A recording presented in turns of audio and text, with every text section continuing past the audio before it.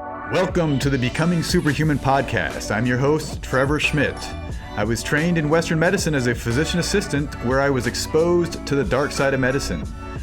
Through self-education and biohacking, I figured out ways to hack my system, becoming a better version of myself. We'll explore the wisdom and insight of my findings with each episode of the Becoming Superhuman podcast. Hello and welcome to the Becoming Superhuman podcast. We're here with special guest Dale Halaway, who's a master transformational teacher, success coach, life, business, strategic advisor, and author. Yes. Dale, we're going to be talking about the Great Awakening today. So how you doing? I'm doing fine, thank you, and thank you for having me. Thank you for joining us. I'm so excited to talk to you because I know that you have a wealth of information here. As we know, there's this great awakening that's happening on this planet. Can you kind of describe in common words so we can understand what that actually means, this great awakening? Yeah, so an awakening is like being kind of cracked open to some higher aspect of ourselves. So everybody has a higher aspect or higher aspects as in plural. Mm-hmm. And so in this 3D world, many of us fall asleep. We're all familiar with that term, I'm sure. Where we fall asleep and then we don't know we're asleep and our lives are kind of just going along. And then something happens along the course of our life's journey where, we have some kind of a major bang up that causes a wake up, or maybe we go to somebody's seminar and somehow that's the right teacher for us and things just start to happen internally. Right. And then this cracking open begins. Cracking open is so, in a 3D world, we're very physically oriented. In a 4D or 5D world, we're still very physical, but in those higher dimensions, we open up to higher aspects of ourselves. It's those higher aspects of ourselves when we start to open up to, it's like we get, I guess at one level you could say it's an adrenaline rush. It really isn't adrenaline, but it is an awakening. It's an awakening meaning our cells, our physical cells that make up our form, trillions of cells, they start to wake up to that higher, greater possibility. And when that happens, we become more elevated. We become a little more aware. We notice things that were there all along, but we didn't notice them before. Right. This sort of thing happens. So, and on that, we can get into this if you like, but there's two different dynamics with the whole awakening. The first one is more the individualized awakening, and then there's the collective awakening. So the collective awakening is what we're now actually coming into, right? And that's what's known as the greater awakening. But what precedes this is when enough of us have our own individual awakening. So when you say, we're asleep, I know we've all heard that term. Yeah. And maybe we kind of have an understanding how we can liken it to we're actually sleeping and then we wake up. But when you say sleeping, are you meaning that people are working in this perhaps unconscious state where they're just doing their routines and habits that they're not really paying attention, but rather they're being driven by some force they're not making the decisions themselves? Yeah, that's a good question, and the question there's a little bit a nice answer there as well. So yes, it's we're a lot more unconscious. We're unconscious of ourselves, or as I've often said in the past, when we really are asleep, energetically speaking, we live our life on autopilot. And one of the ways in how you recognize it is, or how you could recognize it on a real practical level, is just start to study your life and what's happening in your day-to-day life. Notice the route you take every morning to go to work. Notice the store that you go and do most of your shopping in. Just start to notice things about yourself and you'll see it. A lot of what you're doing when you're more unconscious than conscious, you're doing on autopilot. Sometimes in life, with certain people, you do something and you get a reaction. Somebody else comes along and does the exact same thing you just did, they'll get the exact same reaction. And the person's not even aware of it. Right. They're unconscious towards how they react. In what way do they react? What triggers them to react? Right. And another way in how you also can spot that is that when you're reacting to whatever you're reacting to, then there's this tendency, unconscious tendency, to put the blame on that other person. The reason why this is happening right now has nothing to do with me. It has everything to do with the guy who just cut me off in the traffic. or the elderly lady who's driving too slow that day. Right. Not fast enough for me, you see. So it's basically, if you're unconscious and you're acting at this habitual level, and what you're suggesting is that if you pay attention to the patterns, you can have the realization, or become awake perhaps to the fact that you're in a pattern. Yeah. And we can change. Many of us Yes. think that we can't change, but it's the things that we're doing, the pattern that we're in, that leads to the effects that we're experiencing. Is that fair to Yeah, say? that's very fair to say. The pattern, sometimes our patterning is hard to get to, because in order to get to our patterning, we have to be objective. Right. But it's like the dream state at night, right? The reason why most people don't remember their dreams, because they have no clue how to process them. Right. And they have no clue how to process them because the dream state is subjective, and yet the only way you can process them, you've got to be objective. But most people don't live objectively. Right. Most people live subjectively. That's why they react as much as they do. So if we look at that, one of the lower energy patterns of, say, just reacting to this, reacting to that, and so on and so forth, they get a little hurt, they right away react. It's like they can't stop themselves. Like there's very little self-control or self-discipline, and most certainly self-awareness, Right. because they're still operating more unconsciously. And yet, you're right, anybody can change. That's the cool thing here, and the reason why, not because I say so, not at all, not even because you say so. It's because there's a universal law that actually there's a set of universal laws that literally govern this process called change, and inside of us, believe it or not, we are actually destined to change. It's in our natural order to change. It's kind of like the seasons. It's kind of like the weather. It's kind of like the tide when you're on the coast, right? Comes in, goes back out. Right. Everything's in a constant state of flow. We're just perhaps not aware of it. Right. The 4 seasons of the year. We're not aware of what happens, especially if we're living here in the desert, right? Then maybe we go a little more unconscious towards it, or not. But everything's in a constant state of change. It's one of the core principles of the entire universe. Right.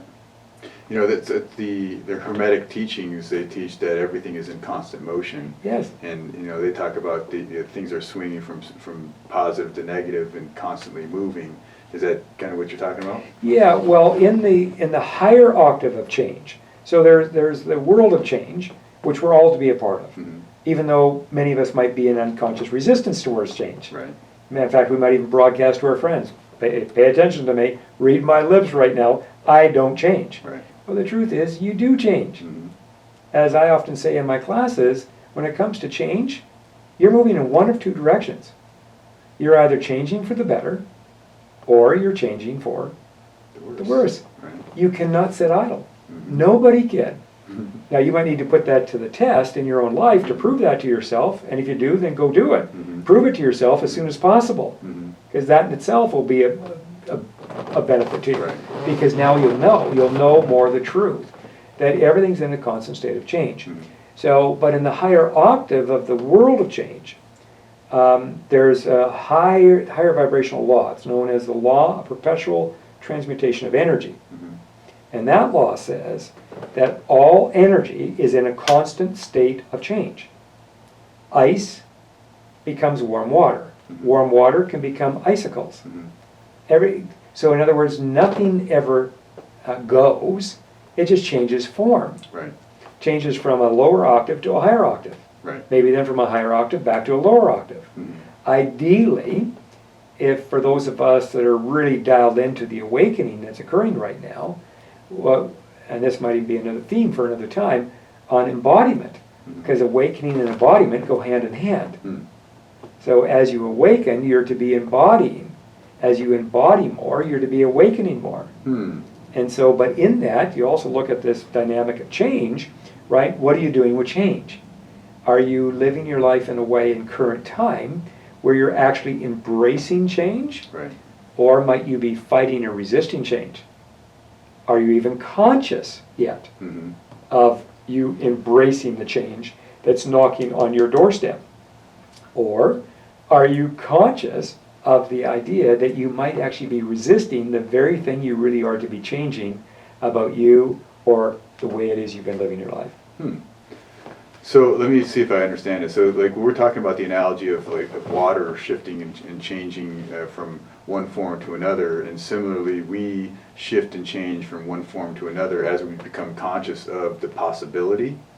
Yeah, well, when we're becoming conscious of the possibility, we're probably going to be changing more from the lower form to the higher form. Right. If we're not yet conscious of the possibility, then we can take a higher form and change it into a lower form. Right. Because everything's got to be moving. So no matter how hard we try to keep everything stuffed. Mm-hmm. So look at it this way. That, let's say somebody's got a real serious anger issue. Mm-hmm. Right, well, how did somebody get an anger issue? Did they just wake up one morning and the anger issue? Did they inherit this thing over the last 24 hours? Right. Right. So this is an accumulated effect Mm-hmm. of experiences that person's had in their life where they found themselves feeling really angry. But did they work through their anger? Did they actually transmute that anger? Or is it possible that they suppressed the anger? Mm-hmm. Or they acted out the anger on somebody, Mm-hmm. which is equivalent to still suppressing.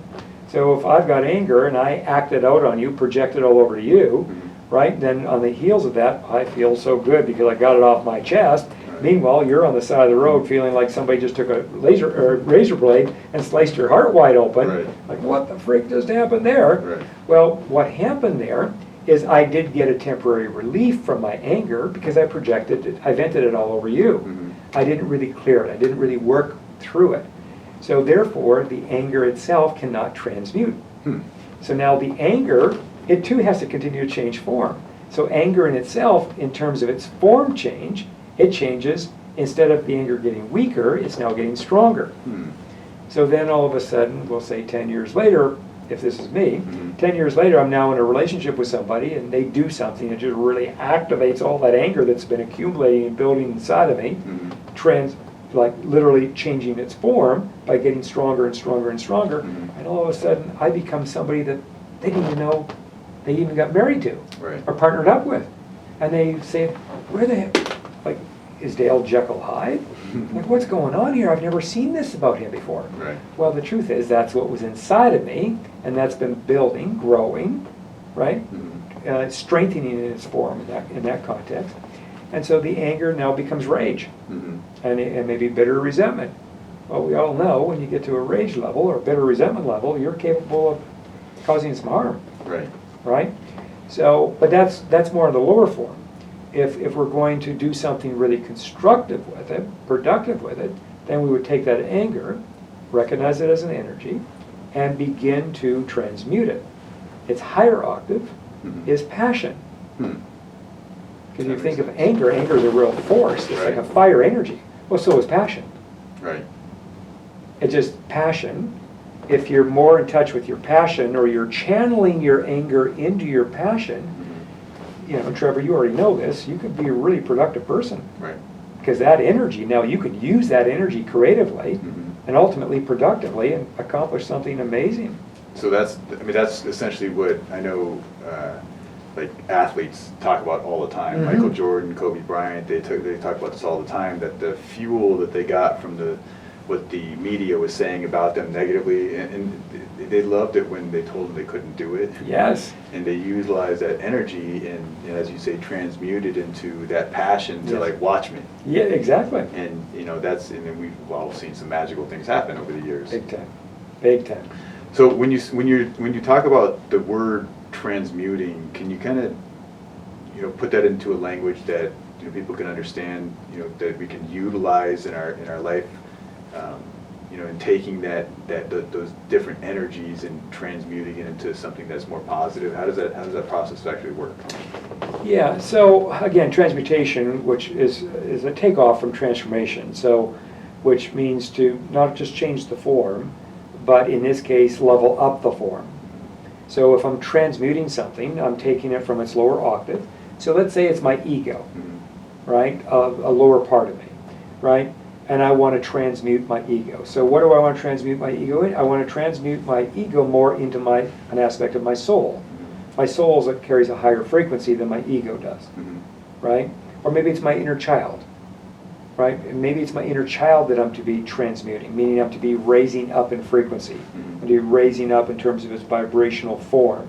So if my inner child is really stuck in a lot of wounds from its past and and a lot of pain and resentments and hurts and so on and so forth that I'm still hanging on to, or it's still hanging on to on my behalf. Well, then it puts me into a recycling pattern where I'm just basically repeating the same thing over and over again in my life.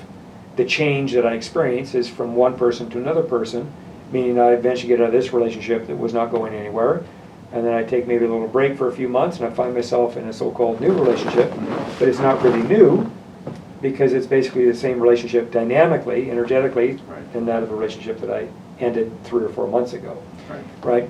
So on that lower level, the only change I'm really experiencing is it looks like, okay, well, I got a new person under a new name, looks a little different, but then we get into the relationship or partnership for a number of months, and I realize, wait a minute, I've been here before. I recognize this really well. That's those patterns that we were talking about earlier on. So whether it's a lower part of ourself or a lower energy pattern, let's say we have a lower energy pattern of laziness, right? So the higher octave to laziness would be discipline, right? Athletes they're just not lazy. They maybe start off lazy, but somehow, some way, with the right amount of coaching and teaching and support and so on and so forth, and the decision making along the way, they decided, no, I'm going to change this. They're destined to change it. We're all destined to change something inside of ourselves. So if we look at something real basic, so I have a lower energy pattern of laziness or procrastination, right? So I'm the kind of guy that I say, I know I'm to do this. I even tell you I'm going to do this.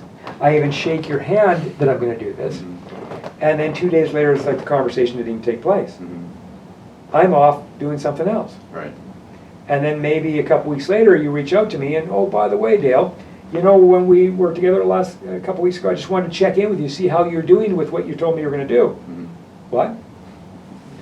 And so, as a lower energy pattern, the pattern of procrastination. So, even though I agreed that I was going to do it, or said I was going to do it, which is another pattern of not following through, right? But if I wanted to transmute that, which I could, I would transmute that pattern of, in this case, procrastination to discipline. So instead of procrastinating, I now told you I was going to do something. The tendency is I want to procrastinate on it because that's my pattern I've had for 25 years.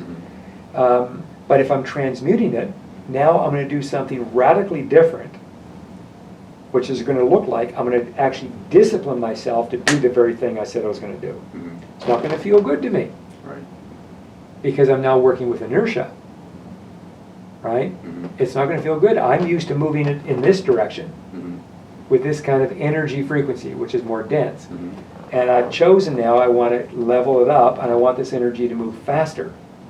That's that higher frequency. To move faster, it's going to mean I'm going to need to get disciplined to some degree. And in that, I'm going to have to make that big decision. You know what? Even though I don't feel like doing this right now, guess what? Sign me up. I'm doing it, and I'm doing it right now. I'm going to get off that sofa and get up and do the very thing that I said I was going to do. Then when you do that, that's now you in the process of transmuting that energy. Doesn't mean to say that you do this once and it all's transmuted, far from it. If you've had that lower energy pattern for, say, 10 years, right, it's going to take you more than 10 days to transmute this, right, because it's got to uncoil out of you. But every time you step up and you do the very thing you said you were going to do and actually do it in that moment, you're leveling it up a tad, even if it's just a hair strand. You're in process of transmuting that energy from its lower base to a higher base. Yeah, I talk about discipline is almost like a muscle, and you have to work it out in order to build it up, and absolutely, if you get it, you have to do the repetitions and do it often. Interesting story. Bill Gates said in one of his books. He was talking about if you really want something done fast, you give it to the lazy guy because they really don't want to do it, so they'll do it as quick as possible and get it done. There you go. Yeah. But I resonate with that because I've always believed that I wanted to do things the most efficient way because I was lazy. I wanted to have the most time to do what I really wanted to do, which was not these things. But I knew I had to do the thing. I was disciplined to do the thing, but I wanted to do it quickly and efficiently so then I can get onto my other activities. Yeah. That's such a cool thing because I call it the reward. Like, set it up in your own mind that this is the reward. Right. Like, go do the thing that's the toughest to do, Mhm. get it done, and then you get the reward. The Right. reward is what I actually really thoroughly enjoy doing. Right. Yes. I mean, sometimes in order to get the effect that you want, you have to do the cause. Yes. You know, and Yeah. so you have to do the thing that Yes. get the effect, and I think many people get stuck in that. Like, well, I don't like doing that. I don't care. It doesn't matter. You got to do the thing. If you want to get the effect, then you have to do the cause, and you have to take action, and whatever that means for you. Yeah, I would say, I hear that too a lot. I don't like to do that, Mhm. but the bigger one that seems to trump that is, I don't feel like doing it. Right. And I definitely don't feel like doing it now. Right. And they go with their feelings. Mhm. In fact, in one of my first books, I talk about the 7 strategies.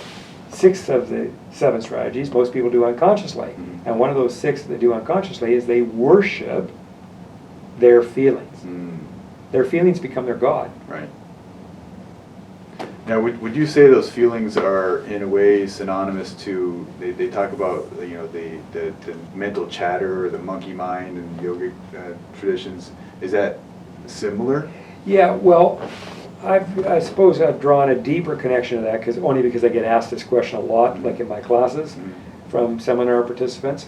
And, you know, because we're all told that our thoughts create our own reality. Well, that is true, our thoughts, but it's not a thought, it's a way of thinking Right. that creates our reality. It's what, you know, at least when I teach it in the form of a thought form. You know, so it's not just a thought, it's a very specific way of thinking or a thought structure. And then you repeat that 20,000 times throughout the course of the day, literally, and people do. Well, you do that then for 60 days, whatever that thought structure is, it will create its like. It must. It's governed by another universal law. Right. But now the next question is, and this is what I get a lot in my classes, is okay, so, but then how do you clear that thing? I don't want to keep on creating this mess or this lower result when I know I could get a better, richer result in my life. So how do you discreate that thing? And the only way that I know that's real, you got to get into what that thing is rooted into. And what that thought form is rooted into, it's not another thought. It's rooted into an emotion or a feeling that we've been suppressing. It's buried alive inside of us for who knows how long. Do you have any examples of that? Yeah. So let's say somebody has a thought form of like life is really hard, Okay. right? And one of the ways in how you can spot that they have that as a thought form, because they often talk about it. Right. They give it away if you just pay attention. Right. They'll tell you, it turns into a story is what it turns into. A story that they'll tell from one person to the next. Sometimes they'll tell the same person the same story over and over again. Right. About how life my heart is. Right. Or how hard life has to be. Right. Or how hard my life is. Or sometimes they'll say, well, God, why is my life so hard? Why did you set it up this way? Or they'll Right. maybe speak to the universe, or they'll speak to whoever Right. out loud. Or in their thoughts, they'll often have this question, like, why does it have to be this hard? Right? Well, the answer to that is you've got a thought form or two that has literally been created inside of you that says life has to be hard. And so that life has to be hard, that thought form, so now that in order for that to live and continue to perform its magic, so to speak, it's got to be rooted in a pocket of emotional matter, right? Now the emotion, as you can probably guess, is not going to be a positive emotion. It's not going to be joy and peace and serenity or gratitude. Rather, it's going to be its complete opposite. It's going to be in the lower end of the spectrum, the scale of emotions. So it's going to be down there somewhere with sadness and apathy and shame and guilt and fear Right. and judgment. That's where it's going to be. All the real sticky stuff. The emotions that are like quicksand, right? They're heavy, they're dense, they're really hard to clear, you know, and so on and so forth.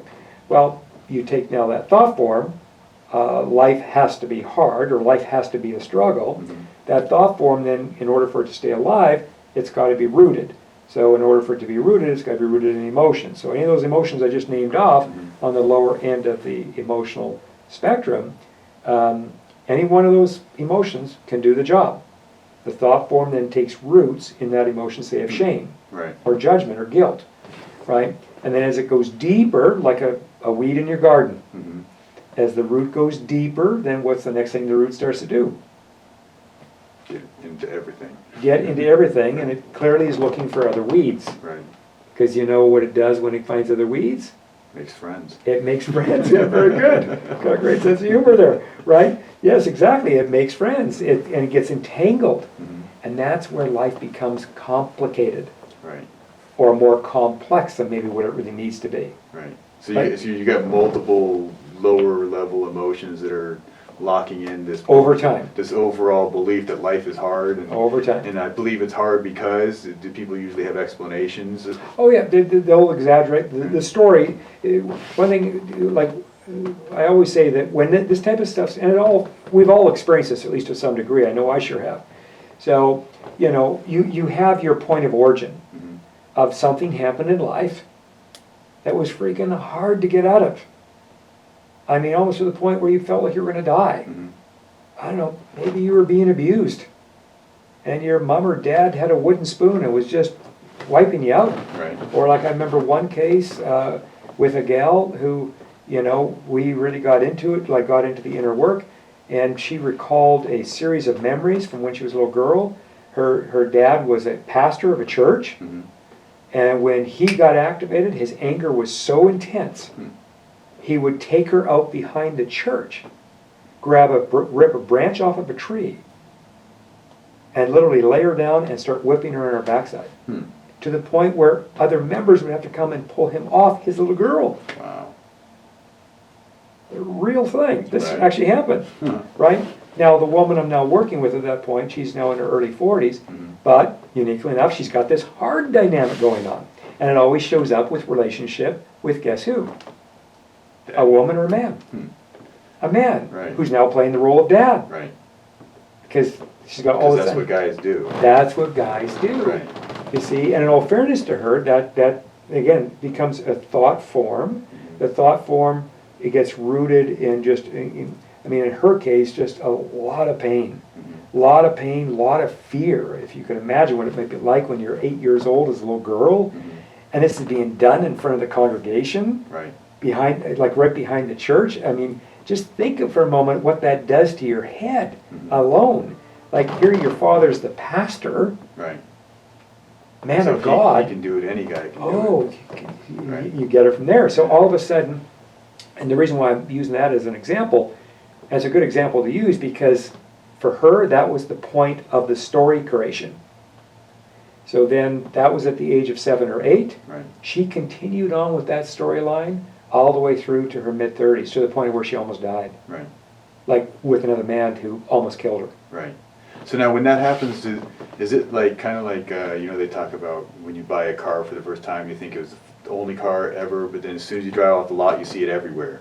So is that kind of like, because that happens to an individual at a younger age, they've formed a belief, and then now they see examples of what makes it true. But, Oh, yeah. but then they consciously look past Yes. the other proof that would negate that. Is that That's all part of the story. I call it the concocted story on behalf of the person's ego. And again, just so we're clear, I've done this as well. So that's why I know it really super well, like in my earlier past of this life. So that's an egoic creation. And it is, so first you have to have the point, the point of origin. Mhm. So in the case of this woman, point of origin was the thing with her father taking a branch off the tree and whipping her with the branch. Right? That's where it starts. Then it happens again. So now the story gets a little more exaggerated. Right. Then it happens again. This is still with her dad. Mhm. Now the story gets deepened. So the roots get stronger Mhm. into the psyche of her, into her subconscious. Mhm. Right? Then before you know it, she's a late teenager, early 20s, and she goes into her first relationship with a young man. Mhm. Next thing you know, she finds herself being abused by the young man. Right. And you're right. At that point, now that becomes evidence. Mhm. That becomes hard evidence to support the story that got created Right. or originated back when she was 7 or 8 years of age. Yep. And so then from that point on, it just continues until, again, because this is about awakening, right? So on an individual level, obviously when somebody's still playing that out fairly intensely, they haven't woken up yet. Right. They're not even aware of what's really going on. Right. If anything, they're possibly even now convinced that they're the victim of all victims. Mhm. They're being victimized. So by the time they reach the age of 35, they may make a vow to themselves, I'm never going to go into a relationship again with another man. Or maybe they decide to go pursue the gay thing and discover whatever there is for them to discover in that particular part of their life or expression. Right. Then they realize, nope, that's not who I am. I really am a woman. I really do want to be with a man, but this is not computing. How do you even do that? Right. Because now they've got all this evidence from the last 20 years or so. Right. All men are bad. And it concludes all men are bad, which obviously is not true. Right. But in their mind, it is. Because those are the types of men that they attract. Right. Because it's the energy, it's the frequency of the energy that's inside of us that has not yet been discreated. It has not yet been transmuted. And because it has not been transmuted, the energy, it cannot stay the same. It's either getting stronger or it's getting weaker. The weed in the garden is either taking a stronger hold in the garden or it's being plucked. Right. So it's one or the other. Nothing sits idle. You see, that's actually in the context more of a change, the body of change, right? Everything's in a constant state of change. It's either changing for the worse or it's changing for the better. Right. It's either strengthening or it's weakening. It's either creating more of its like or it's discreating on its like. It's one or the other. Nothing can sit idle. Right. So, yeah, it's a fascinating set of dynamics. But as you become aware of it, and that's the starting point, you got to become aware of it. Because then the awareness then starts to set up what could be the being cracked open, the awakening. Right. In this case, an individual awakening. And so, and for that woman I just shared the story with, that's part of why I was in her life at that stage of her journey, is to help the awakening to come into form. So now, that the awakening would be recognizing that the belief was set up because of this incident that happened when she was younger, and then realizing that not all men are bad, it's just these particular ones that she's created the experience with. Yeah, it took a while to get there, Right. obviously, because you have to peel it back. So it's like an onion or like a coil, Right. right? It's got to be uncoiled. Nobody gets to go from, let's say this happened 20 years ago. It was pretty intense, and it's been accumulating over the last 20 years. Nobody gets to go from all of a sudden, now I'm awake, and I'm going to just plow through all the layers. I'm going right to the core, to the point of origin. At least I don't know of anybody who's been able to pull it off, and their nervous system's able to withstand it. Right. Because when you do that, because remember all those emotions. So if I'm going to disarm that thought form that says life has to be so hard, if I'm going to really disarm that or discreate that, the way to do it, at least in my world, if anybody ever working with me, is we got to get into the emotional stuff. And slowly but surely we got to break it down, transmute it, break it down, transmute it, break it down, transmute it. And by the way, while we're doing all this, that's also where all your lessons are encoded. Right. The lessons that you came here to learn in this life about you, they're all encoded in all that stuff. Right. So that's the upside of it all. Right. You end up learning things about yourself, Trevor, that quite frankly is nothing short of amazing, which also then further supports the awakening. Right. So, like we always hear, like the problems that you're experiencing, they're actually the opportunities for you to learn. Yeah. And, I think that all of us, we like to feel like the victim. That's the easy way, is to feel like the victim. But I think when you can take that different perspective and understand that it's those challenges that are making us stronger. And if you can step into that light, you can see life from a different perspective. Oh. And experience things differently. It's so huge. It's so huge because internally we have what, at least I refer to it, I'm sure other teachers may refer to it the exact same way, but I call it the POV. POV, it's the acronym for point of view. And what it is, inside of us, we have a viewfinder. And that's what allows us to perceive the reality that we're in the way we perceive it. If I want the reality that I currently perceive that I'm in to actually change or be transmuted, guess what I got to do? Just change your point of view. I got to change that point of view. Right. Sounds really simple, and ideally it is in terms of its teachings around this. Right. But the work it takes to change it, that's a little different dynamic. Right. I was talking to one of my colleagues the other day, and he was mentioning concept and idea of being able to imagine yourself in a different perspective. So instead of seeing life from our eyes, you see it from like I imagine how you see me. Mhm. And when you can change your perspective, it allows you to see yourself in a different way, and perhaps, you know, the belief that we do things in a certain way. I might believe I'm the nicest guy in the world, but if I can imagine the way other people see me, it might be a different way. You know? It could, and that could be helpful, because if you can, like one of the things I do in some of my classes when I'm working with companies, Mhm. is we will do like a share and tell. It's very powerful. Mhm. Not everybody's up for this exercise, Mhm. because you'll end up confronting something about yourself that you've been possibly running away from for the last who knows how long. Right. And all of a sudden, there it is, Right. right? And so what it is we literally elicit the feedback, the real feedback, and I have a way of doing this where it becomes unedited, Hmm. so nobody holds back. Right. Tell you what, if you're ready, you can shift rather quickly. Hmm. Because as you take in that feed, because this is real feedback now. This is not somebody making this up. Right. This is the real stuff now.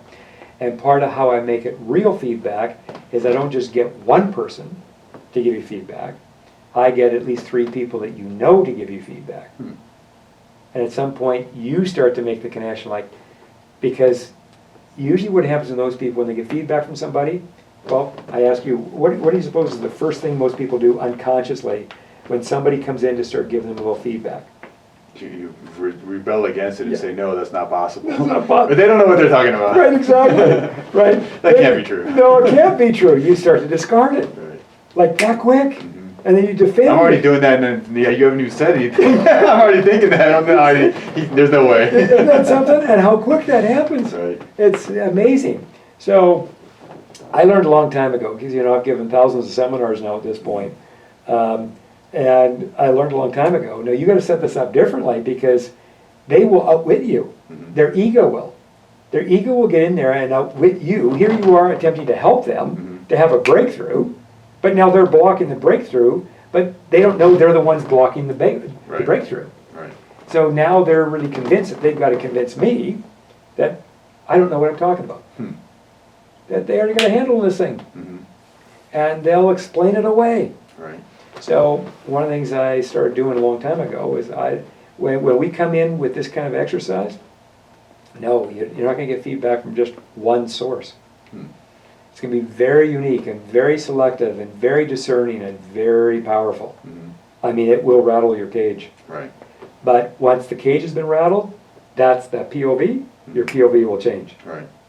And you'll start to see things. In fact, it'll blow your mind so much, Mhm. you'll think you're on some kind of a drug. Hmm.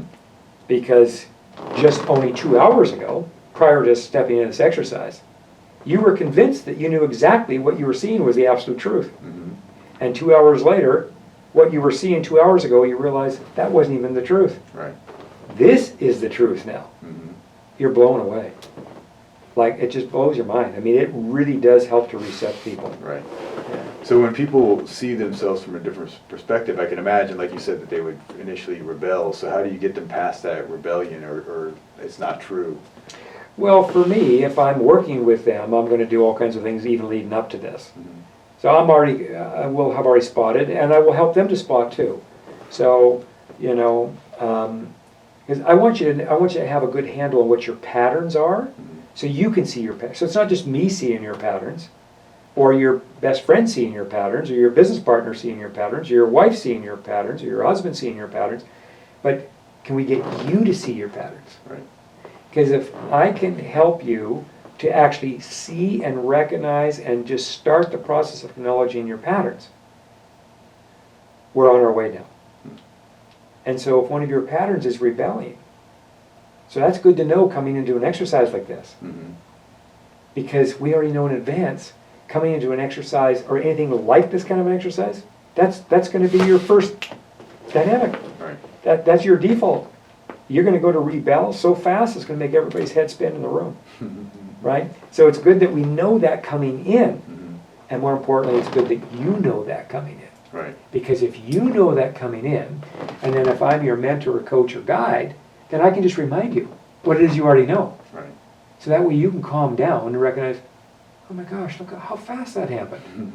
Just like that exchange we just had only a moment ago, and how fast it came up for you, and you acknowledged it right away, right? Well, this is good to know about ourselves, so that when we are in a more deeper, transformative-like experience, we can show up maybe more maturely, most certainly more consciously, and if we show up in that way, we increase the odds dramatically of a more successful outcome. Right. Of going through that breakthrough, so to speak. Now let's talk about the awakening. Now, if you imagine like we're waking up from bed, right? So from the normal sleep, we wake up. Does it happen like that, or just like you wake up and you become conscious and aware, then sometimes you fall back asleep and wake up again in certain situations, or during a conversation, for example, you might fall right back into those old patterns and fall asleep again, and how does that work? Well, that's a really good question, actually, because it's kind of all the above. So with some people, every now and again, it can literally happen, like you just, bam, something happens and you're awake, or at least more awake than you've ever been before. Right. And it happens all like in 20 minutes or less. Mm-hmm. And that's that cracked open. So, I've got some of my students that come to my seminars on a regular basis, and they know the exact time of the day when they got cracked open in the seminar. Some of my students have been with me for a while. They've been cracked open 4, 5, 6 times now. Right.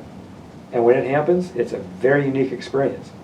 It's like your birthday. Mm-hmm. You'll remember that forever. Right. Like it's so profound at a cellular level. Mm-hmm. It's life altering is what it is. It alters your path of trajectory. Mm-hmm. So, but in that case, here they are going through a 4-day-long seminar. And we'll say on the 3rd day, something happens in the afternoon of the 3rd day that literally like cracking open an egg. Mm-hmm. And then the sprouting starts. Right. And if they, none of them want to stop it, but if they wanted to stop it, they couldn't stop it. Once you're cracked open, once the cracking open happens, or has occurred, you can't go back and close the door. Right. Nobody can. Right? I've never experienced anybody wanting to close the door at that point, but nonetheless you couldn't, because you're cracked open. Your consciousness has expanded. Your awareness has lifted. So like an elastic band, once you expand the elastic band, try to put it back into its original form. Exactly, good luck. Right? And so, very similar to this. So that's one way where the person can crack open, and I've seen that happen a number of times, like just in my classes alone with people. Or who knows, they could end up in some kind of a crash of some kind, or fall down and hurt themselves, and something happens, and that's the crack open. Right. Or maybe they get real sick. Some people with COVID, for example, not a lot, but some, and I know this to be a fact because some of them were in my network that caught COVID, and they didn't want to do the vaccine thing and so on and so forth, so they really weathered it through. Right. But 2 of them in particular got cracked open during their time of COVID. Like a life-changing experience, Right. For real. And so once you get cracked open, you're now open. So you've awoken to a certain level. There's still more awakening to go, but you've awoken to a certain level. You're not going to fall asleep again. Right. Right? So that's one way. The other way is where it happens slowly, where you start with something and you're kind of like chipping away at a block of ice, right? To eventually get to what's inside that block of ice. Right. You got to chip away at your own pace, whatever that own pace is. And sometimes that could take 6 months, could take 12 months. I've seen it take 18, 24 months, Right. Both with individuals and companies. Because, I've helped companies do this too. And some companies, I have one company, they're a $50 million a year company, and they get cracked open in a matter of 30 days. Then I have another company who's a $10 million company, and it took 2 years. Right. And so everybody seems to have their own unique way that's lined up with that of their soul self, Right. or the collective soul, in the case of a company, the oversoul. But whatever it is, as long as they stay with the process, Yeah. whatever the process is that they've found, or that's entered into their world. Right. So as long as they stay true to that, it's just somehow, some way, it will happen. I guess what I've noticed in my life is that there's there's times when I feel like I'm really conscious and aware, but then somebody could say something which triggers something. There's something that it triggers, and it's like all of a sudden I'm unconscious again, and I get into a reactive state rather than a responding state. And that I would phrase that as I'm kind of slipping back into my sleep and my slumber, my old patterns, and you get into whatever maybe that's the anger or the fear or the resentment or whatever the case is. How do you stop those things from happening? Well, first we've got to identify exactly what it is. Is it that of like what you just said it is? Or could it be that whatever that other person did, they said something, they did something in a certain way with a certain tone, Mm-hmm. that then activated something that was suppressed inside of you? Mm-hmm. Because if that's what's happening, and by the way, that I would say that happens probably 60% of the time, Right. right? If that's what's happening, that's a very different dynamic, because the moment somebody gets activated with their own stuff, meaning their own suppressed stuff, Mm-hmm. so whatever that, we'll say it's a little pocket of stuff, it's all emotional and thought and image, it's got memory and image in it and so on and so forth. And so somebody says something, does something, or didn't do something that you were expecting them to do, Right. or didn't say something that you were expecting them to do, whatever it is, their action, without them even knowing that's what they did, they activated that pocket of suppressed material inside of us, Right. or inside of you. So that material now, like a balloon in a pool of water that's filled with air, it's going to rise to the surface. So in this case, that pocket of what at least I teach on as an activated energy, it's going to rise to your brain consciousness. Mm-hmm. And so when it does, it's going to be foggy. It's dense, Mm-hmm. it's foggy, it's almost impossible for you to maintain clarity Right. at that place, and it's clearly not the best time of the day to make a big decision Right. on anything. Right. Because if you do, your decision probably will take you down a rabbit hole, Mm-hmm. right? So it's about recognizing, it's about how aware are you, how awake are you now, right? And so if you're really aware and really conscious, you'll catch this right away. You'll be able to discern what this is. Mm-hmm. Oh my gosh, I think I just got activated, Right. right? I got activated, which means I've got a little work to do here. Mm-hmm. So then you use whatever healing modality you currently use, and if you don't have one, then you find somebody like me and I'll give you one. Right. A very specific healing modality that will work for you to help you to clear up that energy in the next couple of minutes. So if somebody activates me now, 2 or 3 minutes later, if I'm really good at this and really conscious of this, I clear up that activated energy. As soon as I clear it up, one of the ways in how I spot it, I all of a sudden become clear again. Right. I can see clearly again. Huh. That song, I can see clearly now, Right. right? And so it's because I cleared out the foggy energy Mhm. that got activated. Mhm. So that's usually what happens for people. Now there's another dynamic that you were alluding to a little bit, and that is if you're in a relationship with somebody, or a friendship with somebody, or a partnership with somebody, and you've got a collective patterning with that person. And part of that collective patterning is, if they want to pull you down, they can pull you down. Right. They know what to do. And they might not even be conscious of it, in all fairness to them. This might be all unconscious. Right. But it's a collective pattern. And a collective pattern means they've got a pattern and you've got a pattern, and those two patterns complement each other. Then they go collective, and you create an arc energetically between you and that other person. So in other words, if you end up doing something to that other person that you're not even aware you even did, right? It then activates or triggers their part of the patterning. Mhm. Next thing you know, part of their patterning is to bring you down, to pull you down to their level. So there you are, higher than a kite, you just had an amazing day, or you're really focused, you're about to start the day, you're really going to be intentional now to have just an amazing day, and next thing you know, your wife or husband or best friend or parent or next door neighbor or whoever it might be does something like what we're talking about here right now. Right. And next thing you know, it's what happened to my energy? Right. I was so clear like 30 minutes ago. Mm-hmm. Now I feel like a schmuck. Mm-hmm. I feel all plugged up. I don't even know what to do. Mm-hmm. So it can also go down that way too. So is it just becoming more conscious and aware? Because I know that sometimes that stuff will happen, and I become aware of it at that moment. But sometimes it's like you get into the once the pattern starts, it's easier to just allow the pattern to go. And sometimes I recognize it, and I'm already in the process of yelling or responding or reacting or whatever it is, but it's like, oh, I realize I shouldn't be doing this, but then I just keep doing it just because it's the pattern. Well, this is really interesting. We're on the patterning here because I know you just started reading my second book, Transform Your Destiny, right? Mm-hmm. Yeah, you're in for a big treat. Yeah. Because later on in the book, all this gets broken down, and including exactly, I have a step-by-step system Mm-hmm. that I've developed over a period of about 30 years on how to literally discreate the pattern, how to disarm the pattern, Right. step by step.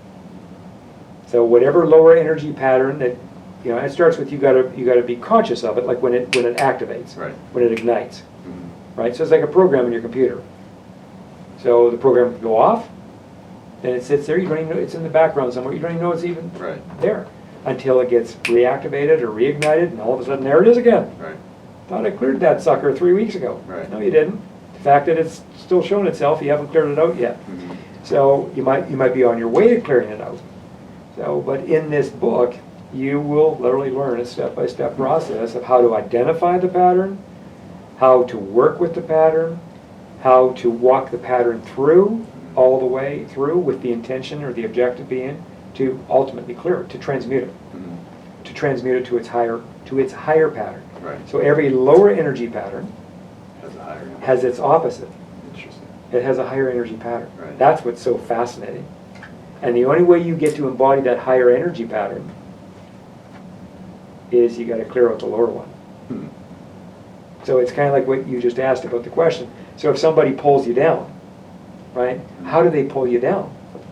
How could I ever pull you down? Some belief that's rooted In who?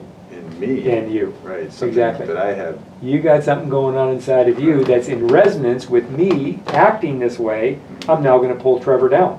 Mhm. Now, again, I might not be conscious. I might not even be conscious of this at all. I might be 100% unconscious or subconscious. Right.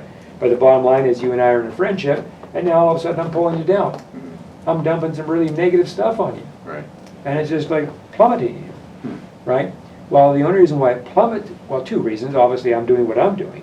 But ideally, you want to use that as a gauge so that I could do the exact same thing at some future point, Mhm. and it doesn't affect you one iota. Right. You're able to maintain your current state of attitude or your current state of being, Mhm. even though I'm dumping all this negativity on you. Right. That's when you know you've really mastered something. Right. It's a phenomenal experience. But until then, how that happens is, yes, I'm coming into your world to do my part, but you've got to have a part too. If you end up going down, you've got to have a part in it. Mhm. And the part is you got something going on inside of you that you haven't yet identified, or maybe Right. you have identified, you just haven't taken it all the way through to clearing it out of your system. Right. That's awesome. So individuals that are trying to clear this stuff out, is the clearing out process, is that, I guess working through it verbally, or how do people clear these negative thought patterns? Well, part of it is, we got to vocalize them. That's all part of identifying it correctly and acknowledging them properly. But then beyond that, remember that emotional stuff that we talked about earlier on? We eventually got to get to that emotional stuff. Mhm. Because wherever you have a pattern that you are interested in clearing or transmuting, you can be assured that pattern is definitely rooted in a pocket of emotional matter, Hmm. suppressed emotional matter. Mhm. So, and of course the deepest, densest emotion, the darkest emotion, so to speak, on the spectrum or on the scale, is fear.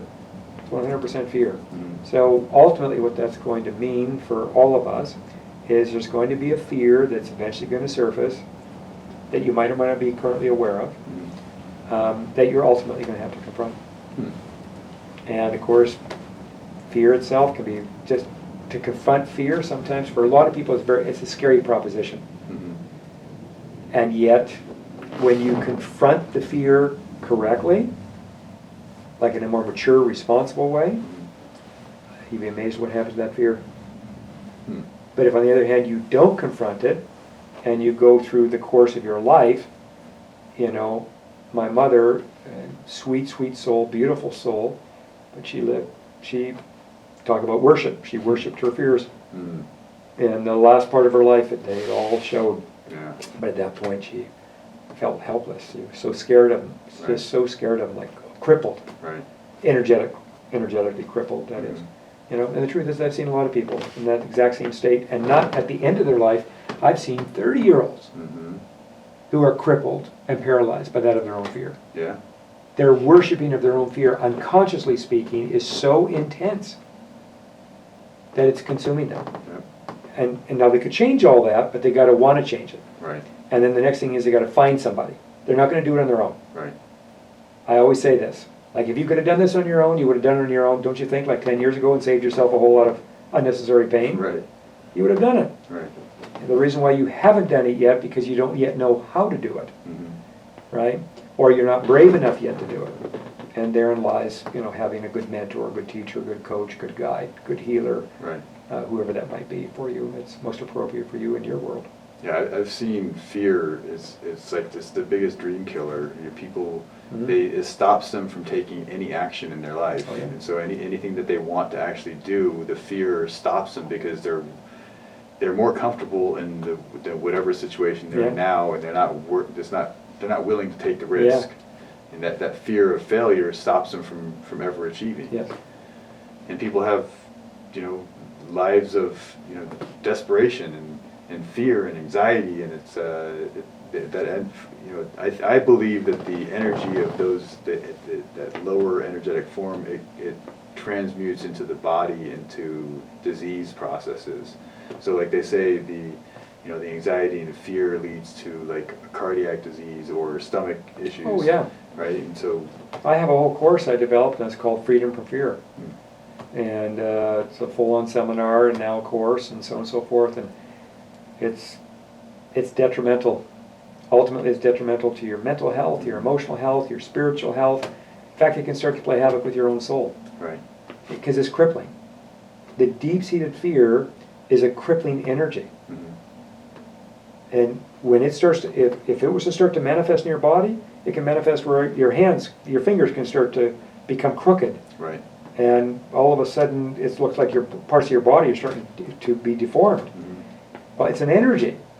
And fear in itself, and I've worked with fear a lot, Mm-hmm. I mean with other people, and when we're processing out that fear, sometimes when it's coming out, it does not look pretty. Mm-hmm. Kind of looks like The Exorcist sometimes. It can get really ugly. Right. And because it's so twisted inside, it's been held onto for so, the longer you hold on to fear, the more you suppress fear, the more crippled you'll become energetically. Right. At some later point. Crippled in the context, like not confined to a wheelchair, but confined to your position. Right. Like your little bubble. Like your little bubble. You won't go left, you won't go right, you won't even go check out a new restaurant, for heaven's sakes. Right. You won't go check out anything that's new. Mm-hmm. You won't try anything new. You won't take on a new project. You won't learn something new. You won't even go read a book Right. that's new. Right. I mean, it can be that paralyzing and gripping Yep. on the person's psyche. And that's a real bummer, because that's not how this was designed. I mean, the 3D world, that is, has designed it to be that way. So, you know, from a 3D perspective, which I just refer to as that, I don't always give it a name, but that runs the, so to speak, 3D space here, that's what they prey on. They prey on the fear. Mm-hmm. They live off of that fear. That's how they're allowed to get away with what they get away with, it's the collective fear on the planet. Right. Which means the volume of people who just don't want to deal with their fear consciously and constructively or responsibly and maturely. Right. Unless you come across a course like Freedom from Fear, you say, you know what, I want to learn about this, Right. because this is possibly what's been holding me back from me experiencing my greater dreams. Right. Like I'm literally sacrificing. I'm sacrificing what could be a great dream to realize about me and my highest self. Mm-hmm. Or maybe it's a greater goal that I've always wanted but I've never gone for because I let my fear get in the way and constantly hold me back.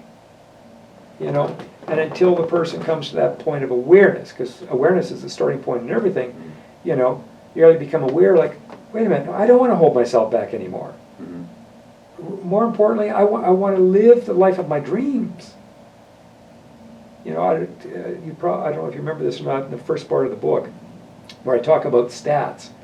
About, do you recall in the book when I talk about the percentage of how many people on the planet to this point in time are actually in expression of their greater dreams? I don't think I got to that point yet. 3%? 3%. Are in possession of their dreams? Or moving towards the expression of their dreams. Hmm. Implying 97%. Are stuck in their fears. They're stuck in their fears. They've either shut themselves down from going for their dreams. They don't even know what their dreams are anymore. Right. They've totally disconnected from what they were from 10, 15, 20 years ago. Right. Or they're just downright frozen in time. Hmm. And not because they're afraid of the dream, they're afraid of the fear that the dream activates, because in order to realize the dream, whatever fear or fears, as a plural, we have inside of us, those fears have got to activate. So they got to get past it. So they got to work through the fear. Right. They got to work or transmute the fear. Right. Yeah, there's a book called The Obstacle is the Way, and I think it's Ryan Holiday. He talks about it's from a Stoic perspective, and you know, when you have these fears or this obstacle that you perceive in your life, that's the way you need to go. You need to go towards that. And I've heard it said oftentimes the things that you don't want to do are exactly what you have to do in order to get to the other side. That's wise. That's very wise, because it's true. It's a greater truth. You know, if I want to get to my higher self, the way to my higher self is through my ego. Right. If I bypass the ego, I'm not going to get to my higher self. Right. I'll get to the false higher self, so to speak, that the ego is projecting. Right. I will have been tricked. I will have been had by my own ego. Right? And so the same thing with the problem. If I want the solution, I got to go into the problem. Right. So it's becoming aware, and this we keep saying the word awakening, becoming aware or awake of the situation that you are living within in the current status. So the fear. Yeah, so I would say, you know, because I'm also big, as a strategist, I'm also a strategist as well, both for businesses and individuals and couples and so on and so forth, or entrepreneurial people. And I would say, I always like whenever I have a session, whether it's a full-on seminar or intensive or a personal one-on-one session for an hour and a half kind of thing, I always like to close it off with something very simple and simplify. Okay, so what can we do now that makes good sense, that feels really right in our bones, it's in resonance with us, that we can commit to, that's going to cause the needle to move forward. And so that's more on the strategic side, right? And so out of that, we identify a very unique strategy for that person or that company, that organization, unique in the context where it's a personalized strategy for them. In other words, if they go do this strategy, they will get a better result. Right.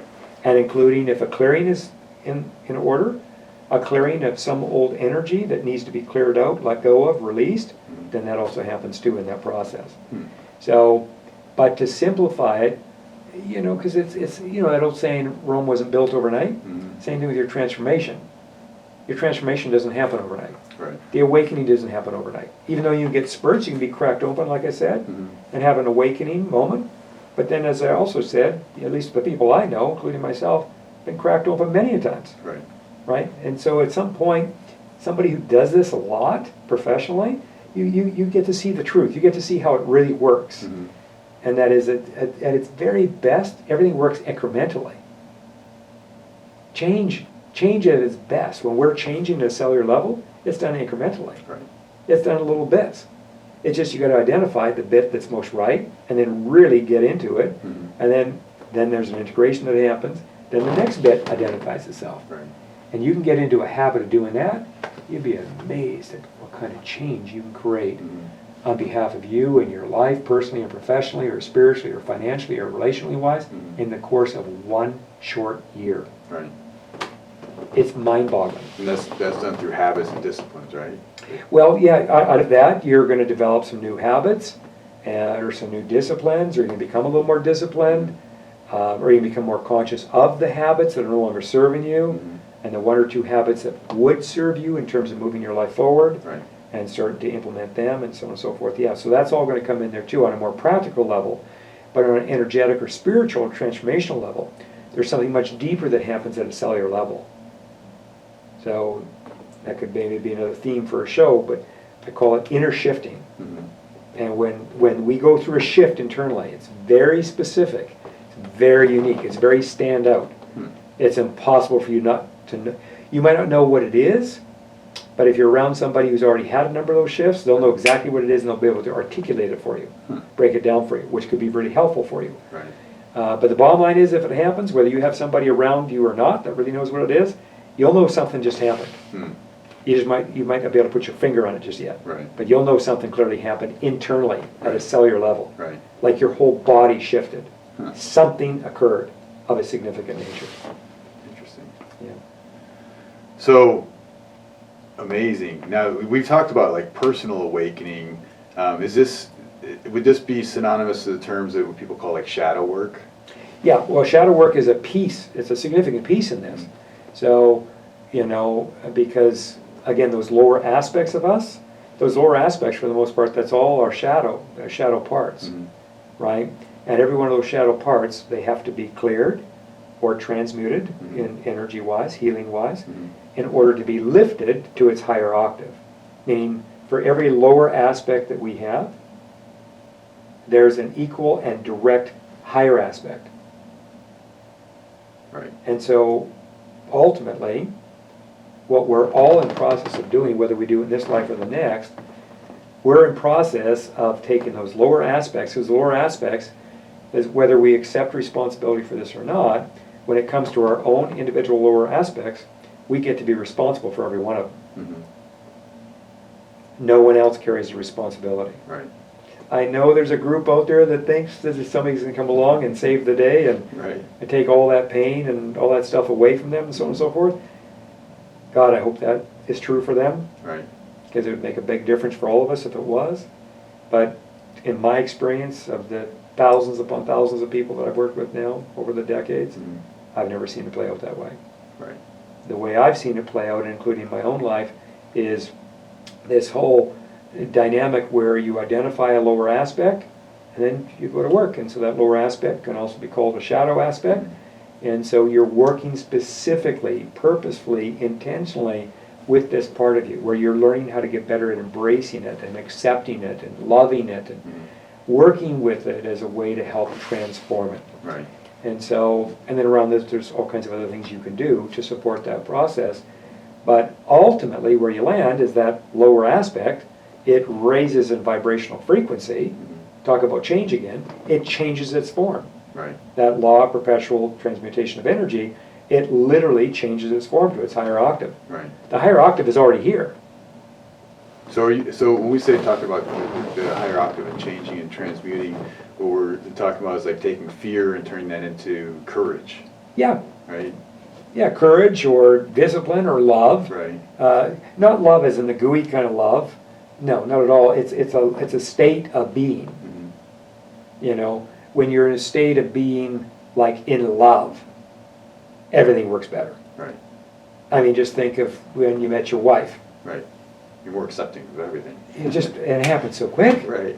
Once you rise to that state, with the help of, in your case, your wife, right? And there's like a real in love, not just I love you, but a real in love. Same thing can happen, quite frankly, when we find our right work, our right vocation, our right dharma, right? In other words, our North Star. Like, what are we really to be? Why did we come here, work-wise, service-wise? Right? I know you know the answer to that question. And so, and when you're in love with that, that's you rising to that state of being in love as well. And so, and love carries a much higher frequency. Right. And more specifically, in relation to your question about fear, love is the complete opposite. So when you look at the spectrum, fear is at the bottom and love is Top. pretty much at the top. Right. There's a couple more above it, but love is right up there. Right. Right? It's very strong. And so, but they directly oppose until you merge, until you are able to do the work necessary to raise up the lower, in this case the fear, or fears, because most people have more than one fear inside of them, right? Right. They don't just have one fear. At least the older souls, far from it. Right. The older souls have multiple fears, Right. right? The younger souls, the more infant souls, they might only have one or two fears. But nonetheless, everybody has some kind of fear inside of them until you clear it out, until you transmute it. And so, but what are you transmuting it into? Well, again, it could be that courage, because that's up on the higher end of the spectrum as well. But beyond courage comes other dynamics like joy and love and so on and so forth. And so, but then when you rise to that, That means you're becoming that. Right. So you're becoming that joy. You're becoming that courageous being. Right. You're becoming that loving being. And then you embody it. And you embody. Think of Mother Teresa, right? I had a dear friend of mine, he's no longer with us, and he never met her personally, but he was within 100 feet of her, and in an airport one night at 2 o'clock in the morning. Right. And he was just going about his way, and all of a sudden he felt something, like a wave, the way he described it. It was like a wave just came over him, and he dropped his bags, he's carrying his bags down one of the corridors in the airport, having cleared customs, dropped his bags, and it was off to the left, and he looks off to the left, and what the heck's going on there? And all these people are around this woman, he wasn't sure who it was, and he found out it was Mother Teresa. Wow. He was 100 feet away from her. That's amazing. Yeah. Again, she rose to a state, in her case, of unconditional love. Right.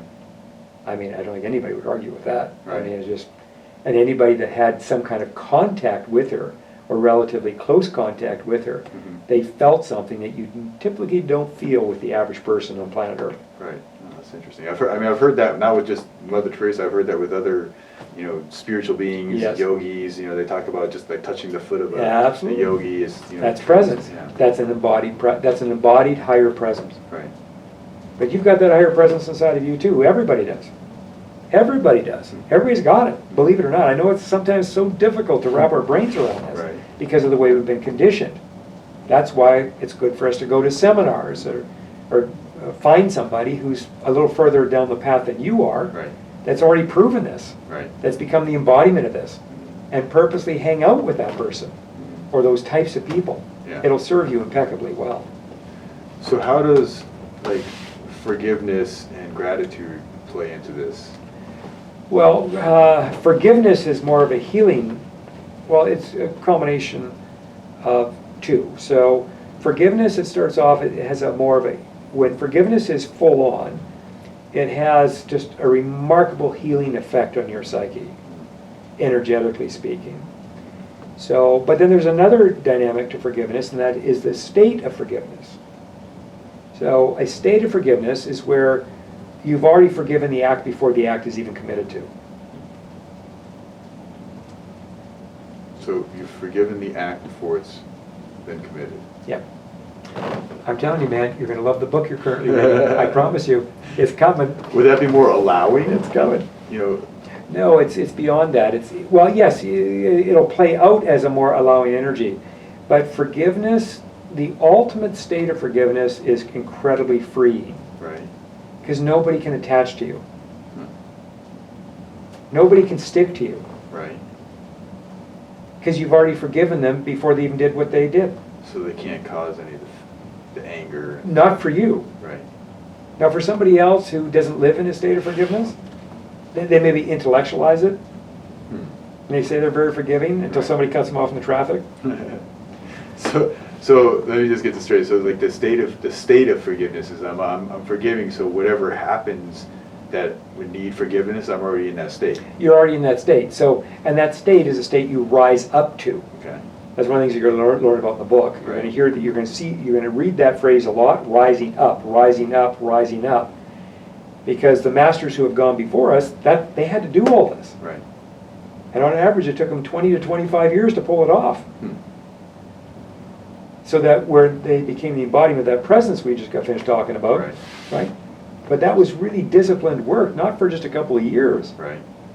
A long period of time. I'm not suggesting it's going to take 25 years in current time, because we are in a little bit of an acceleration right now, and we do have more beings on the planet right now who are walking examples of what we're talking about. And because of that, then they can support a lot of people just energetically speaking. Right. Because there's tremendous power in the example. The person who exemplifies what it is he teaches, right, or what it is she teaches. Right. There's tremendous power in that. And so, so a lot of things can be accomplished rather quickly. But to rise up to that state sounds really juicy, but it can take a little bit of time to rise up, because you're going to have to go through a number of different hurdles. Right. There's layers upon layers in this mix, so to speak. But ultimately, you rise up to it where you literally become one with that state of being. And you'll know when you're there, because nothing in your external world basically affects you anymore. Interesting. like you just have this calm about you. Like stoic almost, right? Yeah. It really is it's a more exalted state, but in physical form. Right. Like you're still fully intact in your body and living your life, and you still have challenges. The difference is you respond to your challenges completely differently. Right. There's no more reaction. Hmm. You're just simply responding. And you're responding in this way from a place of calm. Right. It really is a beautiful, just that in itself is a beautiful way to live your life's Yeah. expression. No, I'm imagining it right now. Yeah. It sounds good. Yeah, it is. So now the individual awakening, when there's enough individual awakening, then we have the great awakening where the society or people in general, is that what I'm understanding? So Yeah, there's, again, two dynamics there. So the first one is based on what you just basically asked, around the individual. So, ideally, there will be a certain number of individuals on the planet that will have either already accomplished what we've been talking about here today, or they're well in process. In other words, there's no more turning back. right. They've got both feet now They in the took the game. pill. They made a choice. They made a choice, and they're very committed to that choice, and they're completely resolved in that choice. They constantly renew that choice. It's a lifestyle now for them. Okay. So no matter how long it takes, whatever it takes, it doesn't matter anymore. Mhm. They're going the distance. Right. They will accomplish this. And so to that, whatever the number is, that then supports the collective. So, and this is a very auspicious time that we're a part of. So even though when we look at the news and the social media and what's getting reported, it looks like our Earth, our planet, our humanity is going to hell in a handbasket. Right.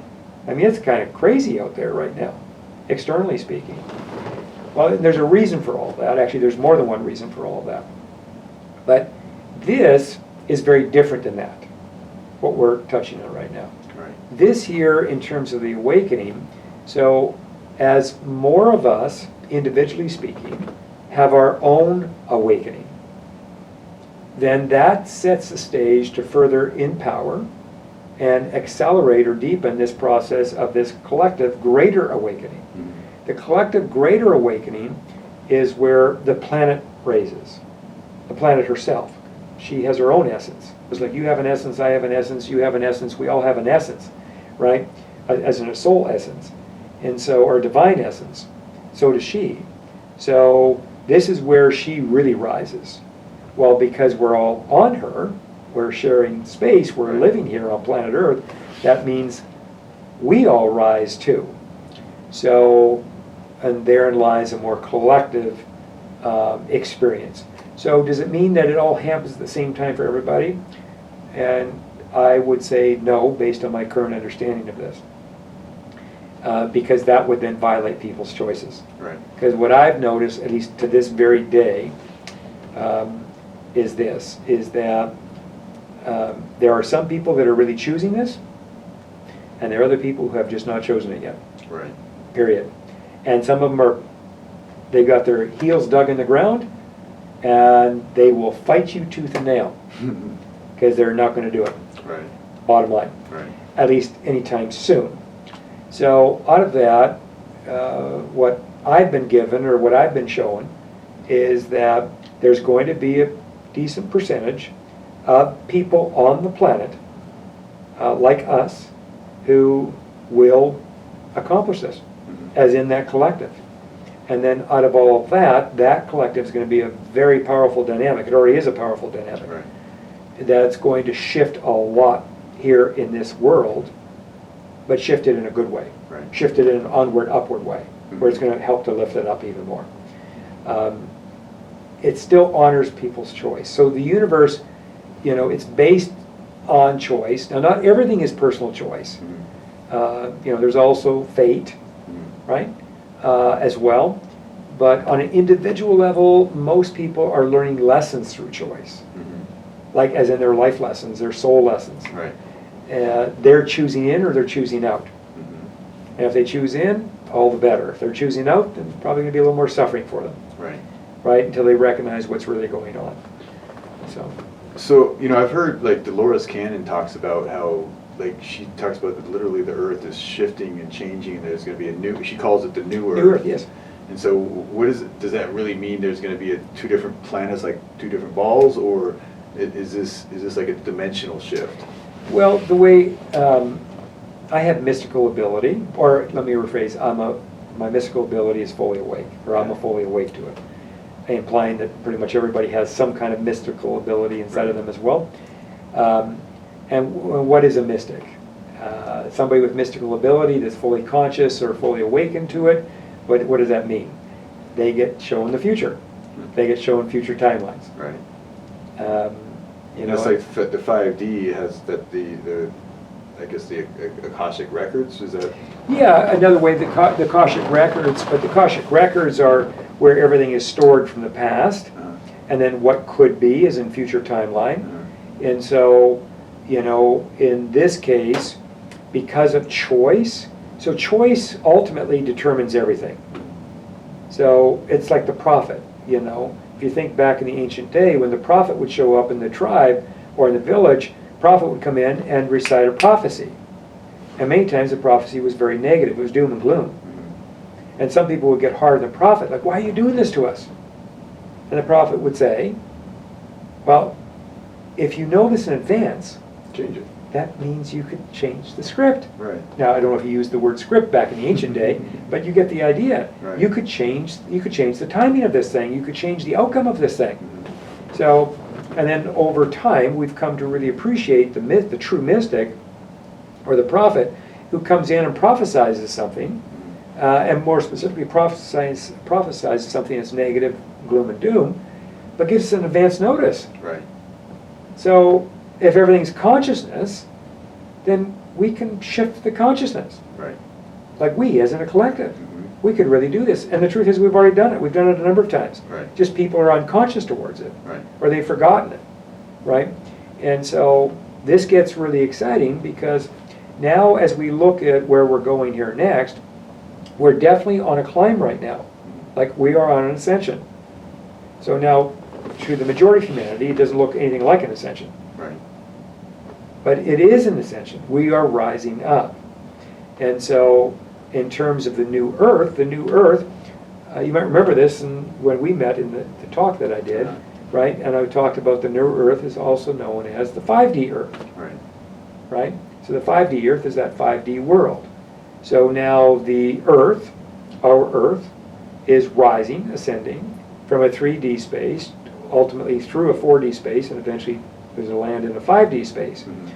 So what does that then mean? Well, if there's 8 billion people on the planet, will all 8 billion people be ready vibrationally wise to rise with the Earth from a 3D space to a 5D space? Right. Considering it's a significant difference in frequency between those two. I know it sounds like only 2 digits off from 3 to 5, but it's far more than just 2 digits, as you would know, right? And so there's a lot involved here. So what does that then mean? Well, some are going to rise. As we speak right now, as we do this show right now, people are rising right now today. Right. They're in it. They're fully engaged and they're fully committed. Is that choice? And it's a choice that perhaps their soul inspired them or reminded them that this is part of their life's journey or soul's journey, and they've gotten on board and they've chosen now to get on board with that of their own soul, recognizing that their soul said, no, this is what we're doing. This is what I want for you. I want you to ascend. I want you to rise. Right? So it's clearly in process for a lot of people already on the planet, maybe not the many in comparison to the 8 billion, but a lot more than we've ever had before, that's for sure. Right. So in that, at some point, as the planet makes her full rise to a 5D world, so between now and then, there will be a part of the collective that will have risen with her. And they'll be living in a 5D space on the same planet, but in a 5D world. Right. And in that 5D world, talk about transformation, transmutation. It's like a heavenly place. It's a slice of heaven. So whatever you rid of all the lower. Exactly. So whatever you think, what is heaven? Heaven is a higher vibrational place. Right. Everybody cooperates. Everybody gets along. Everybody supports everybody. I mean, on and on and on. It's a beautiful, divine, godly, heavenly experience. Right. Well, you could say is very similar to a 5D experience as well. Everything is based on a principle of unifying. of unification. It's no longer separation and division. Right. It's only separation and collaboration at this point, And so, but what about the people who don't want to do it just yet? What happens to them? So if the earth is rising, rising, rising, and as it rises, those people that don't want this rise, well, how are they ever going to be able to hang on? Right. So out of that, and that's where you have the idea that there's going to be another Earth-like experience. Now in this case, will it be the real Earth? Probably not. Will it be, if you might see it as a holographic Earth? So where the real Earth will project itself into a holographic image. So it'll look like Earth, it'll feel like Earth, it'll sound like Earth, it'll experience itself like you would remember Earth to be. Right. So that way you can continue on your journey, because nobody's ultimately going to be left behind here. At least I don't see it that way. I've never been shown it that way, right? Everybody's going to be helped to whatever degree that they can receive the help. Right. So if I'm that person that says, no, I'm not going anywhere, like if I think of my dad's no longer here anymore, but he was like the Archie Bunker of the world, right? I mean, literally. Right. In fact, he bawled his eyes out when Carol O'Connor died, or when Archie went off the air, because he's so related to Archie Bunker. Right. Because he could see himself in Archie, and I believe there were probably a lot of men of his Right. age at the time. That's why they loved that show. They could see themselves in his character. Well, an Archie Bunker archetype is not going to rise. They're way too positional. They're way too stubborn. They're so set in their own ways. They're just, in spite of you, they're going to keep on doing what they do, right? So does that mean to say they should be disintegrated? Of course not. So they need a place. They need a place to continue to play that out until such time that they decide, I don't want to live my life this way anymore. Right. I want to do something different. I want things to maybe be easier. I want to heal myself. I want to heal up my past, or whatever it is. But they get to come to it in their own time. Right. So for that, they deserve to be supported as well. So what a brilliant way is a possibility where now the Earth that becomes really the 5D Earth, also known as the new Earth, but in order to live on the Earth, the new Earth, the 5D Earth, you got to be 5D. You got to be vibrating that frequency. Right. Because on a 5D space, think an orange, and guess what happens? It's there. It's there, like that fast. Which means think fear, and guess what happens? It's there. You're being terrorized. Right. Or you're going to feel like you're being terrorized. You can't stop it. So that's why this is so key here. Whereas in a 3D space, you can think fear all day long, and the fear might or might not even come to visit upon you.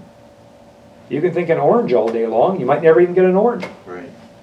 So it's like you have to control the thoughts, and once you can control the thoughts, then you can be into this space, this 5D space, where you can utilize your thoughts to create whatever you want. Well, I would say beyond that's kind of true, but the other part of that truth would be, to control your thoughts, you've now become a higher part of you that thinks at a higher level. Okay. Naturally. Naturally. Right. So in other words, you're not even trying to think.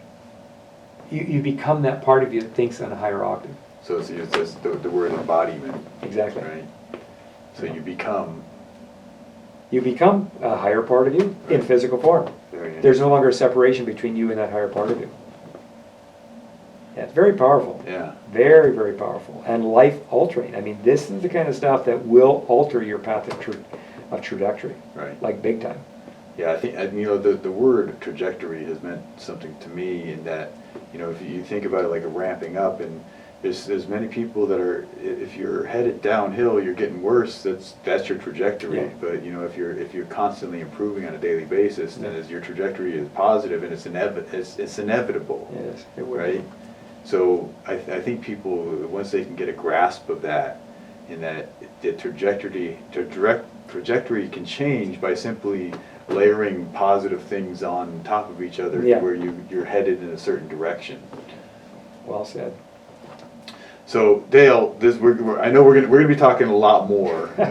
This is just one of the subjects that we're going to be talking about over these next couple podcasts and however long we have this relationship. Yes. But I appreciate your time here speaking on the awakening, and as we discussed earlier, I think our next talk is going to be more on success and how to achieve your own personal success. So listeners, you can look forward to hearing more about this in the near future. Yeah. Was there anything else that you wanted to talk about the awakening that have we missed anything at this point? Well, I think possibly for today we've probably covered enough ground. Okay. We can always circle back on this in subsequent podcasts or episodes if you like. Absolutely. Because there's a lot here, there's no doubt about it. But I think for this time, I think we gave all the listeners or the viewers something to really kind of feast on, Right. and be with or meditate on for Yeah. a day or three, as I sometimes say. Yep. And then the next time we come together, if it's appropriate or when it becomes appropriate to circle back on some of what we touched on today, we can always go a little deeper, that's for Right. sure. So action items is pay attention to your patterns, become conscious and aware of your patterns, so then you can start to work on transmuting those. Yeah, just in light of our conversation you and I had here today, make a decision to identify one of your lower energy patterns, whatever it is. Lower energy pattern of being lazy, procrastinating, reacting, being very defensive, being way too controlling, being way too aggressive, whatever it is. And there's one of like 50 of them kind of thing. There's so many of them, and I'm being conservative when I say 50. Right. I've heard so many of them at this point now throughout my career. But whatever it is, the objective here is just identify one. Right. Identify one that you know you have, because either your husband or wife has brought it to your attention, or you've already done some journaling on it at some future point, or prior point to this. Or maybe you're currently working with a coach, or you have a teacher, and your teacher or coach has brought it up to you. So maybe you already have a handle on this. Or maybe you don't, and you're not quite sure what pattern you might have. So whatever it is, just choose to pick one. And then to that choice, as you just asked about, choose to get, shall we say, better at observing your own pattern. Also known as catching your own pattern. Right. Like when it shows up. And then when it shows up, if you can just take a pause and just observe, like what's happening with this pattern. And just notice, because there's going to be things for you to notice there. And some of those things are going to be in great detail. You're not going to see the pattern exactly the way it goes from the very beginning. This becomes a process in its own right. But if you stay with it, with this idea of maintaining that level of awareness around, and you also got to have a willingness too. You got to be willing to want to learn more about this pattern that you have, right? But then it starts to light up like a Christmas tree. Right. And little by little, you see a little bit more into it. And if and when you get to that part in the book, Transform Your Destiny, which is it's about 2/3 the way in, I think it's 3 different chapters in there where I break this down like in 8 different ways. It's powerful stuff and super beneficial and very helpful. Yeah. Because it helps the individual that ultimately has got to become responsible for their own patterning, how to recognize one, how to work with that one, how to stay in awareness with that one, how to massage it, and how to ultimately clear it, how to ultimately transform or transmute it to its higher octave or to its higher pattern. Right. Yeah. Well, I'm excited to get started on myself. So, thank you so much for your time today. I appreciate you. You brought in so much truths and great value to our listeners here, so I appreciate it with all my heart. You are welcome, Trevor. And thank you again. Hey, it's a pleasure. Gandhi said, "Be the change you wish to see in the world. You must choose to become superhuman." Thank you for listening to this episode of the Becoming Superhuman podcast. I'm your host, Trevor Schmidt. Be sure to follow our social media channels. We'll see you next time.